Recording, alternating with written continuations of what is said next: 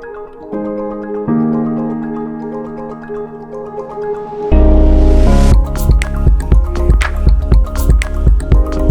is our first panel discussion, which will last about 20 minutes to a half hour. We'll go over the considerations applicable prior to having your org meeting, so all the stuff leading up to that decision. Whoops, don't want to fall through this. I broke my ankle earlier this year. Don't need that one again. So anyway, we'll cover some interesting topics here as you're in that phase leading up to the go decision to go public. So maybe first, we got a great panel up here. Could I ask each of you to just introduce yourselves, what company you're with, and the role that you play in the IPO process? Bill, maybe we can start with you. Sure, thanks, Brian. So Bill Collins, I'm a partner in the life sciences practice at Goodwin Procter, just about a half mile down the road. I represent companies through the entire life cycle, very similar practice to Jen's, but on the legal side. You'll hear a little bit from me and from my partner, Greg. During the IPO process and the IPO preparation process, companies work closely with their outside counsel to start to get their house in order and start thinking about all the considerations, both from a process and legal standpoint, that go into the IPO process and then life as a public company. Yeah, Mark Dumaine, a partner with KPMG and accounting advisory services leader for Boston. We help companies with what we call IPO readiness, which is really helping companies think through the broader impacts that an IPO is going to have to the organization. And then we help them think through sort of what upgrades they need to start making to their team and to their operational processes in order to be able to successfully operate as a public company.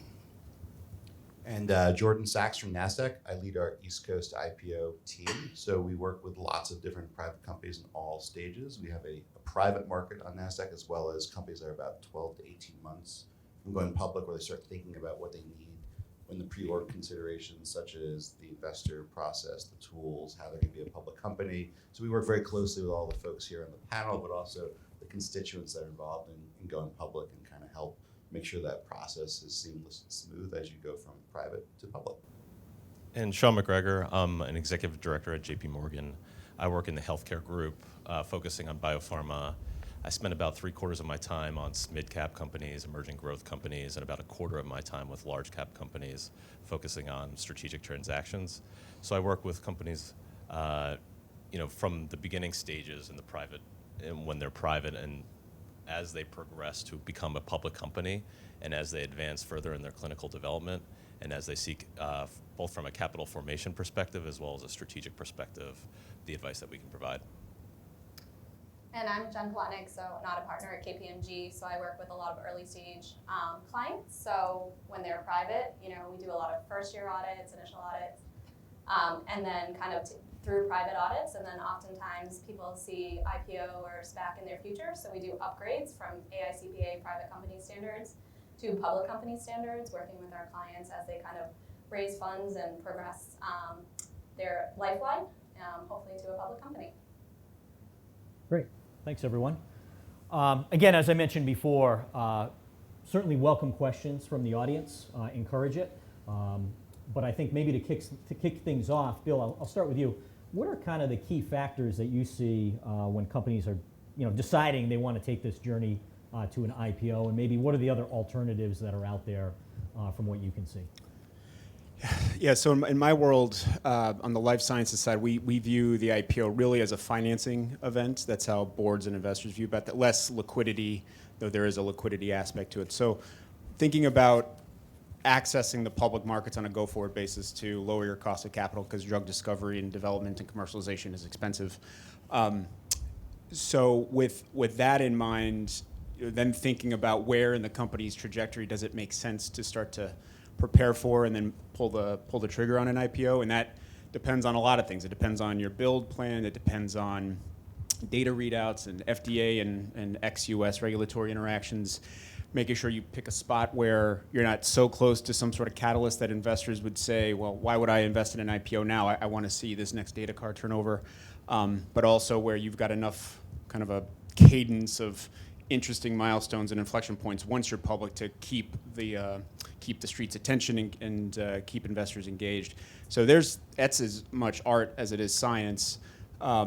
Because I'll say that's actually, in my mind, as I spend time in boardrooms talking to management teams, talking to directors, that's actually the more complicated question for us to answer, because the legal aspect of it, and especially we'll talk a little bit about the Jobs Act and go on a couple rounds with the SEC on a confidential basis, like that's, I won't say it's easy, but that's at least straightforward and not as bespoke as the timing question and the strategic question that my clients need to wrestle with. Sean, maybe I'll ask you the same question. Do you kind of see the same thing from your perspective as a banker? Yeah, I see the same thing. It's the focus is on catalysts and the timing of catalysts, both in the near term and the long term. What is going to provide investors with value inflection points over the next 12 to 24 months? So that is the key focus for investors. I think also key is, where is the board's head at? Where are insiders at in terms of timing to get out? There are certain instances like the Prime Medicine IPO on the biotech side that priced last week. It's not necessarily a market in which a lot of companies are going public, but was one in which the insiders and the board felt it was better to be a public company than a private company. But I'd say those two things are the key determinants, along with as you progress in your development and you begin having conversations with investors, they're going to dictate what their support levels are as well. So that's kind of key in determining the timing. Yeah, I would just add that the most common question we hear from investors is the why buy now question. So there's a lot of companies out there with lots of milestones and why they should buy your company over the other. When it comes to life sciences, 700 plus companies, and I would even say the catalyst used to be 12 to 18 months, but now it's compressed to less than 12 months, right? So if you don't have a milestone or a readout in less than 12 months, it's going to be a hard investor conversation if you're thinking about going public. Yeah, the profile of companies that are going public today have changed from a year or two ago. So now it's more late-stage companies with the 6 to 12 months of catalysts. So it's certainly the complexion of companies going public are different than they were a year or two ago. Okay. Mark, maybe any commentary on, we were talking about life sciences companies here, what you're seeing in the tech space. I work with a lot of technology companies, and I think the profile has changed. You're starting to see companies that have higher revenues maybe than a few years ago, maybe an expectation of profitability quicker than a few years ago, but just curious if you're seeing the same thing out in the marketplace from a tech company perspective. Yeah, absolutely, Brian. I think during the big SPAC boom, there was a lot of hunting for companies, and maybe some companies that went public a little bit earlier than traditionally they would have gone. So maybe a little bit of depletion, if you will, considered in the population, at least locally, but a lot of that is starting to evolve its way through, and we're starting to see more companies still continuing to prepare, but I think, as you mentioned in the intro, waiting for that right timing to do so. Right. Okay. One of the things that we hear when you go through this process is, hey, I'm going to go out and raise a crossover round prior to an IPO. So maybe just to level set the conversation there for the audience on, okay, what does that mean, crossover funding? Sean, maybe we can start with you. What is crossover funding, and what is the role in the lead up to the IPO process? So the crossover funding is the capital raise immediately prior to an IPO. It's considered the validation event prior to an IPO. There's kind of I'm speaking from the biotech side, but there's a select and small group of investors, say 20 to 25 investors, that kind of make the market in some sense, in that they're providing validation to the management team, to the company, its programs, and its platforms. So they're doing a greater amount of diligence than investors will do during the IPO, just because of time. And they're also providing the support at the time of the IPO, which is critical. Right now, all IPOs require 100% insider support in order to launch. And so having a set of crossover investors that can support you at the IPO is critical. Yeah, I think one thing that Sean's talking about, I'd be curious to get your opinion, because before, when the markets were super active, it was debated whether you needed a crossover round, right? So how has that changed in today's market? Has a crossover round become more important, and how important is the shadow book, as they call it, going into the IPO? Yeah, no, I'd say it's even more critical than it was before. There were certain companies and instances, maybe a select few, who could get out without a crossover round. Now there's really no chance. Great. So keeping on the, the spirit of defining terms that you typically hear in the IPO process, another one that's out there that I'm sure many members of our audience have heard of is the Jobs Act. And so we've got a small slide here just outlining some of the impacts of the Jobs Act and the FAST Act. But maybe I can start with the Jobs Act. Mark, I'll turn it to you. Just give us your thoughts. You're out in the marketplace a lot. Companies that take advantage of the Jobs Act when they are filing S1s to go public. What are the advantages of it? What should the audience members be thinking about as they define or look to the Jobs Act requirements? Yeah, so under the Jobs Act, a company can qualify as what's called an emerging growth company. And if they do so, there is reduced financial statement requirements and disclosures. So for example, a company would need to include just 2 years of audited financial statements in its registration statement as opposed to 3. In addition to scale-back disclosure requirements, there's also an option to defer the application of new accounting standards that would otherwise be applicable for public companies. And also, too, from an internal controls perspective, the auditor attestation or testing on the company's internal controls isn't applicable for an emerging growth company, not for the first 5 years anyway. Jen, I would say, is it 10 out of 10 times, at least for life sciences companies, they're going to file with 2 years of financial statements, not 3? Absolutely. So we typically see filings under the Jobs Act where there's 2 years of financial statements. There's also the opportunity for that first confidential filing or until you file publicly to include 1 year of financials. So you can kind of, if you're going to have another audit cycle before you flip to public, you have the opportunity to just file confidentially with 1 year, which does create some advantageous benefit for companies that are smaller and really starting up their audit timelines. Yeah.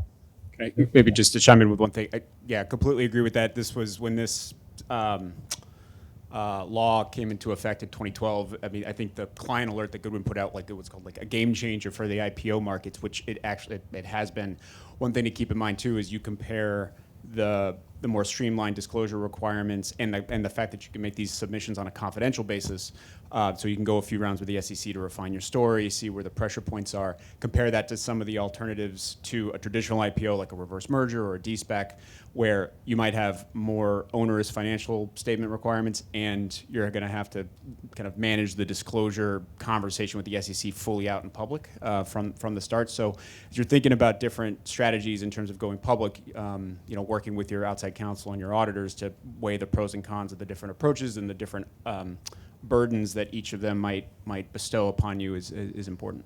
Yeah. I would just add that what's really interesting with the Jobs Act is everyone that flips over is pretty much going to go public, right? So before, people would flip over the S1 and then they would withdraw it in the public markets, and there was a news article about this company withdrawing their filing. So all those conversations now happen in the private, and it's a benefit for companies to be able to have that dialogue with the SEC and not have the media report on when you started or stopped your process. So there's a little survivorship bias when you look at the data of who's flipping over the S1, because if you flip over, you're pretty much going to go. Right. Yeah, and I would add, so Jen mentioned for the life sciences folks out there, it's typically 2 years of audited financial statements that you'll see in an S1. I kind of have a dual major where I play in both the life sciences space and the tech space. I would say in the tech space, even though you only have to file 2 years, in many instances you'll see 3 years of audited financial statements just to tell the better story of revenue growth and otherwise. So certainly make sure you're talking with your attorneys and your investment bankers with respect to how many years, even though 3 years isn't required, do we want to put 3 years in the S1 just to show the better story on the trajectory of the company? And again, that's in the tech space versus the life sciences space, typically from what I see.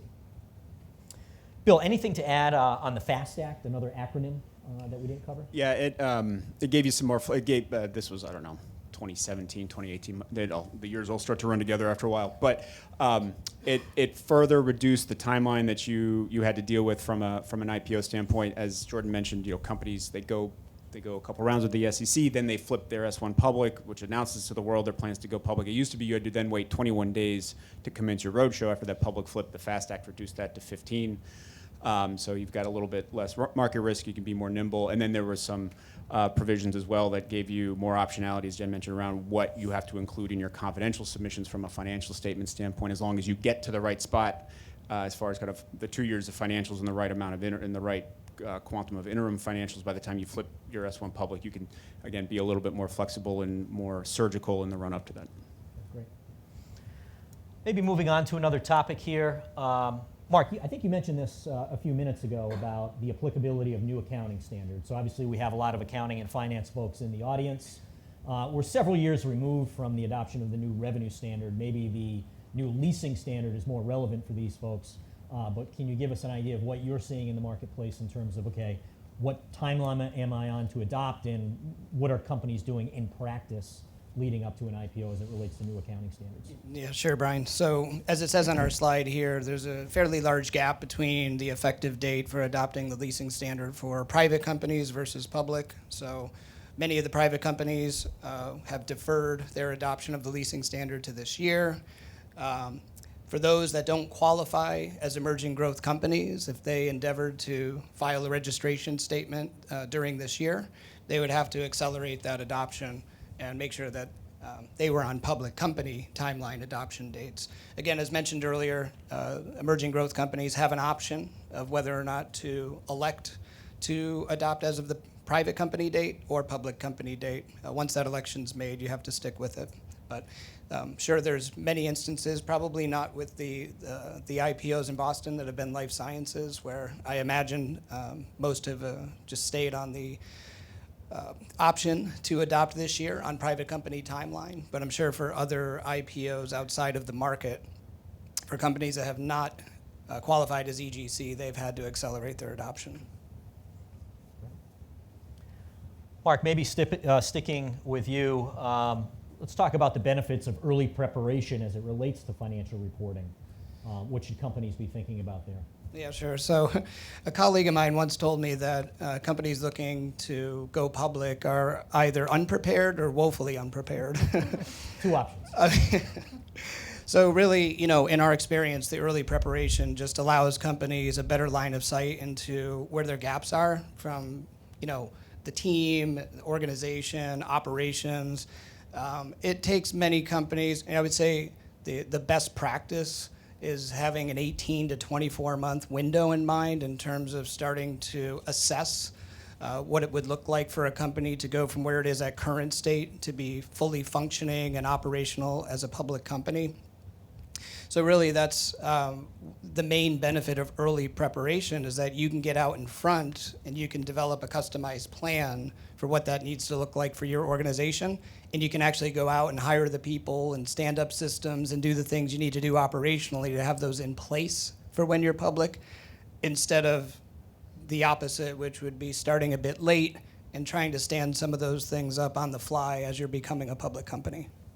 And I would just add that one thing that we see with a lot of pre-IPO companies 2 years before they go public is they actually start acting like a public company to get that cadence in-house normalized. So a lot of companies will start 2 years before they go out pretending like they're a public company, mock earnings calls inside that the boardroom, really just thinking and acting that way, because it will make the transition to public much, much smoother.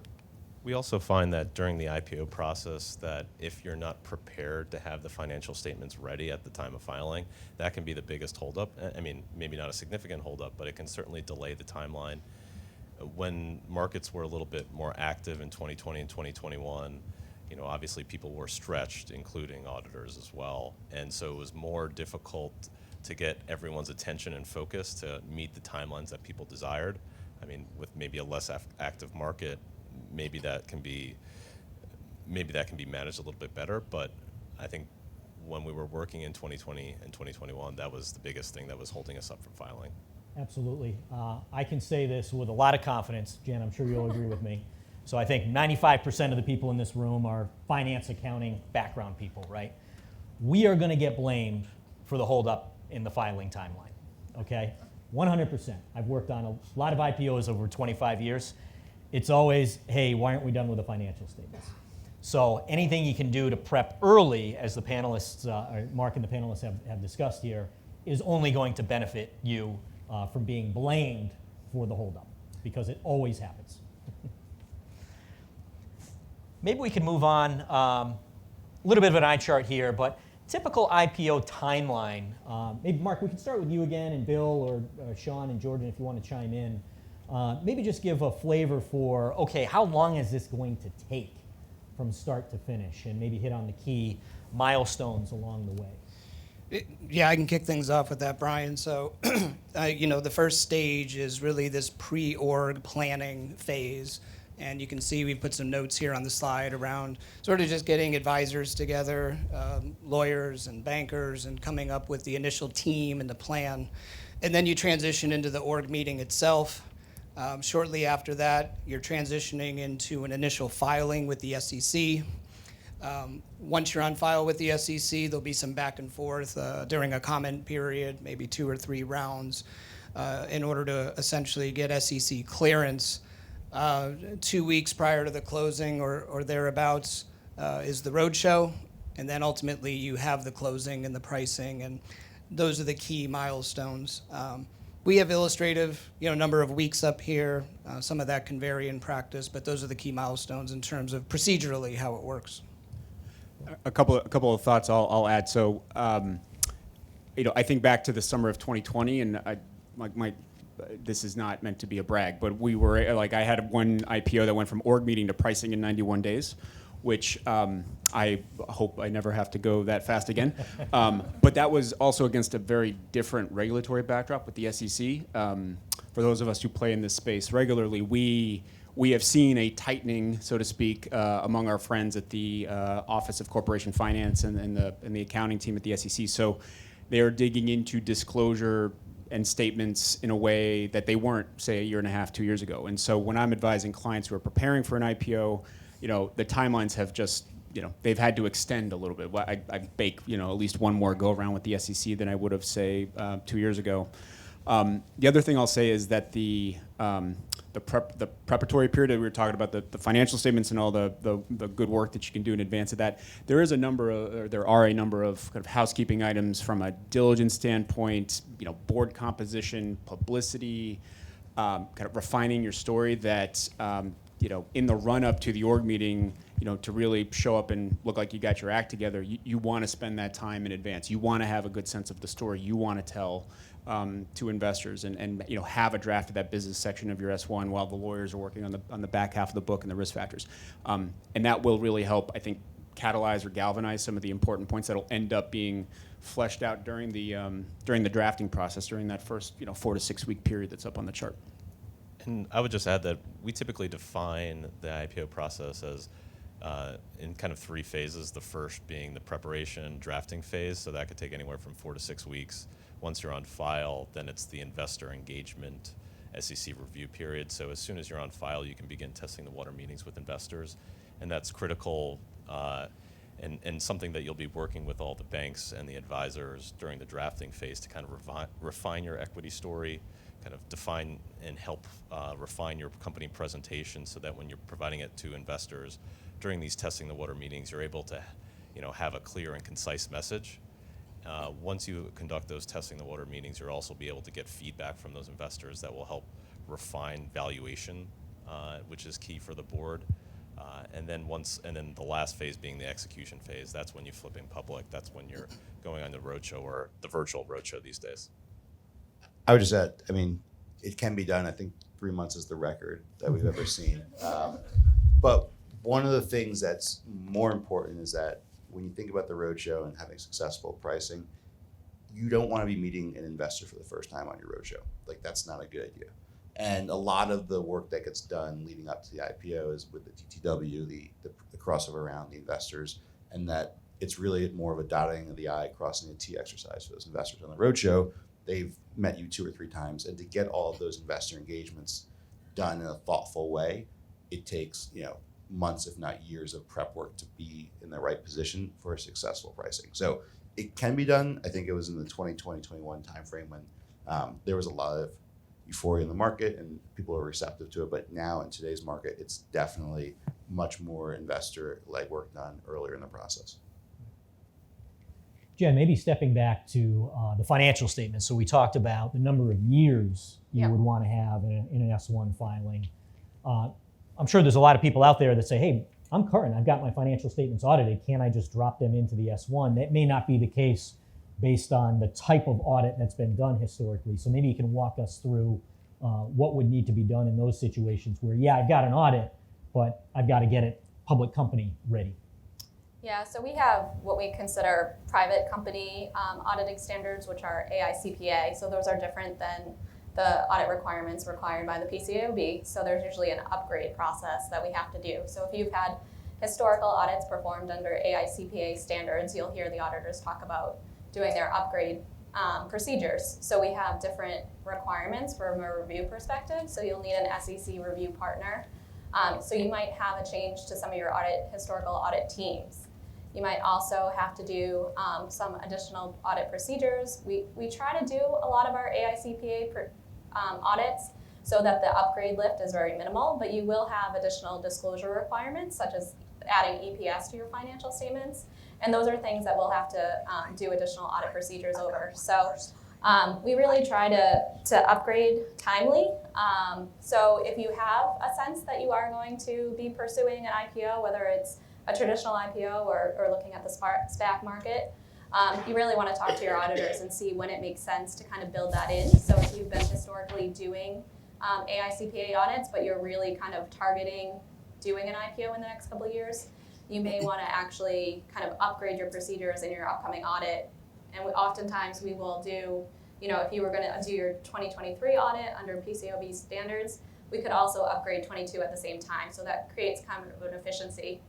As Brian mentioned, we will always be blamed for holding up kind of the filing. So anything we can do, whether it's upgrade procedures or other kind of quarterly review procedures that might be needed as you progress in the IPO timeline, will be really beneficial. So it's really having those kind of advanced discussions with your auditors to give them some insight into what your timeline looks like.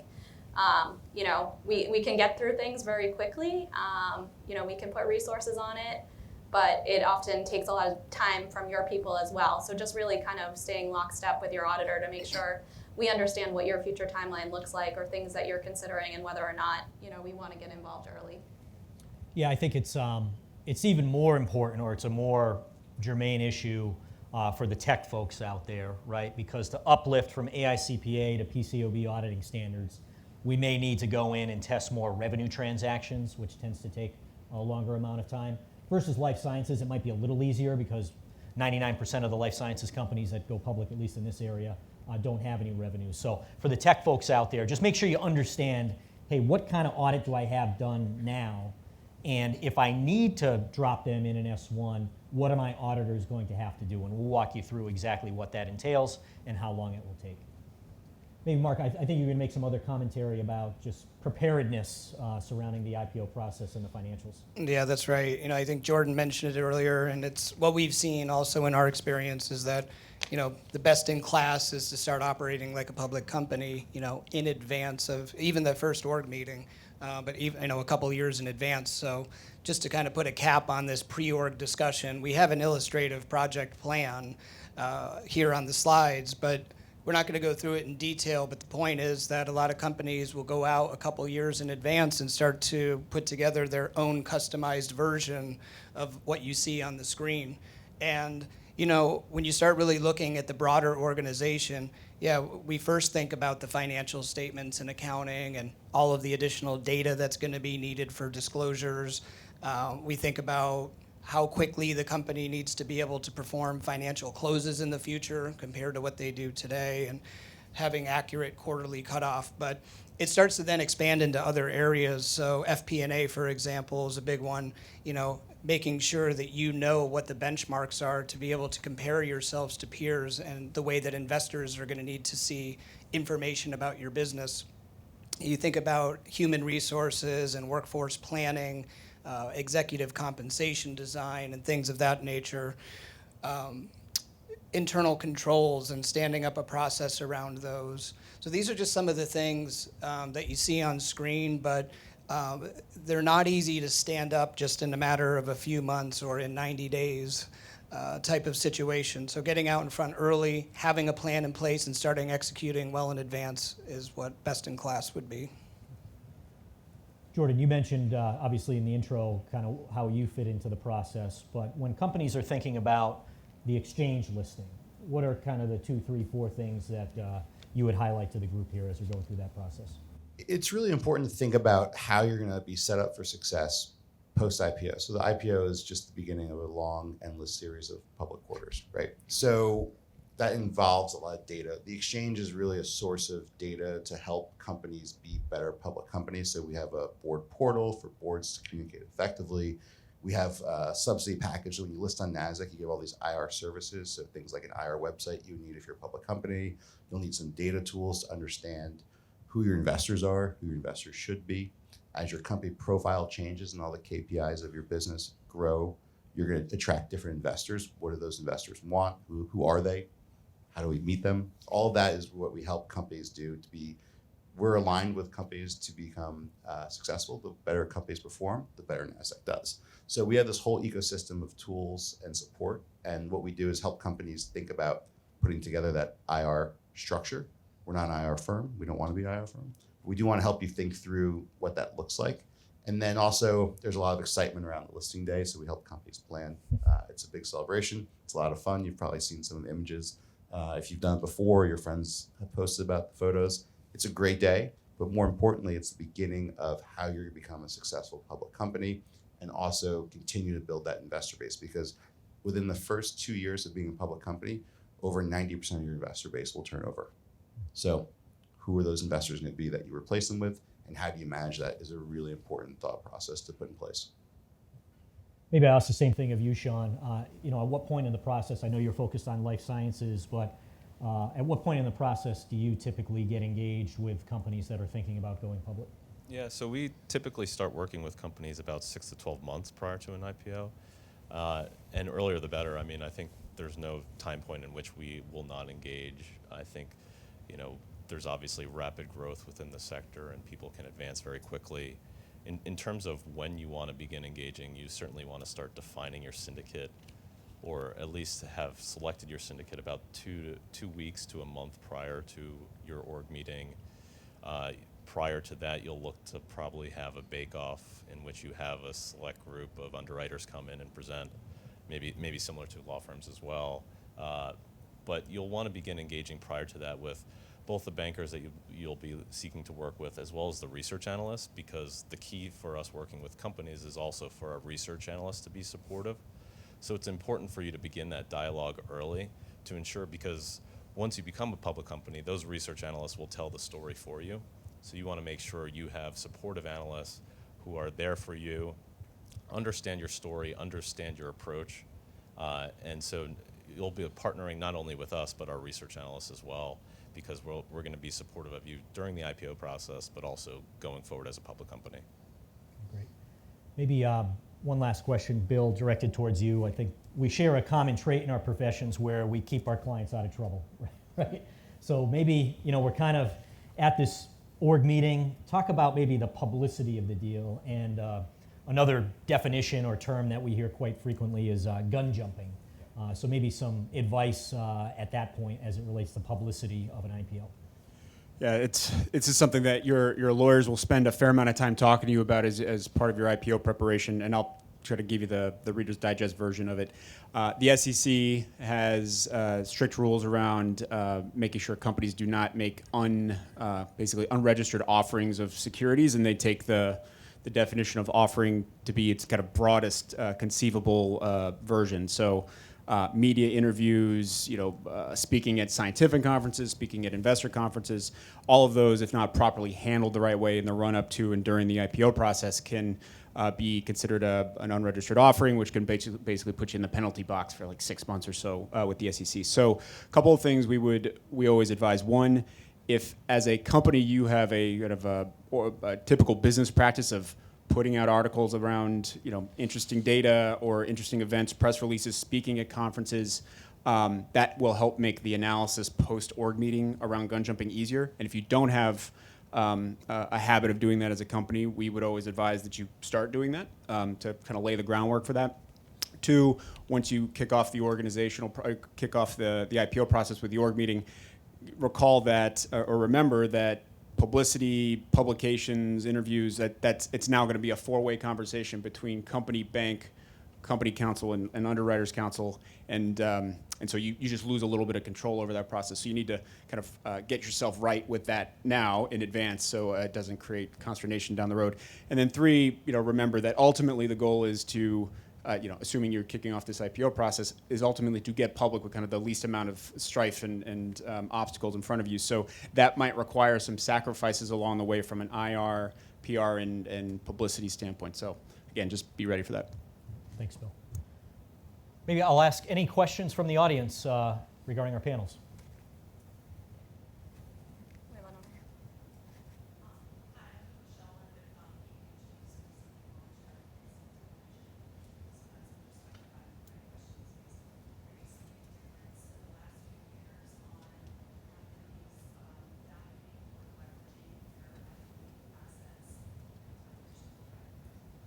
Question was any differences in valuing or leveraging IP assets in connection with an IPO? I can speak to that from a legal standpoint. I know on the biotech side, life sciences side, there is still a view that having some sort of validating partnership with a big pharma, that shows that the folks in the know in the industry are interested in your technology, your platform, and the work that you're doing, that still can help catalyze an IPO process, and it's also theory non-dilutive in the kind of the equity sense funding, but you don't necessarily need that to go public if it's otherwise a compelling story with the catalyst that we talked about. I have not seen in my practice people think about other ways to monetize IP, as part of the IPO process, but the IPO or the IP aspects of a company's story will need to be discussed in the prospectus, and so making sure that that's a coherent narrative that hangs together with the broader strategic rationale behind an investment, I think is always important, and something that we continue to monitor. And I would just add to that I think the IP estate is critical just on the biotech side, as investors will seek to evaluate the competitive landscape and for what is the barrier to entry as well, like what kind of competitive moat have you established with your IP that would prevent someone coming in while maybe a year or 2 behind that would kind of usurp some of your market share. Thanks, Sean. Well, thank you, panel. Track us down afterwards during the coffee break or lunch if you have a question that we didn't cover.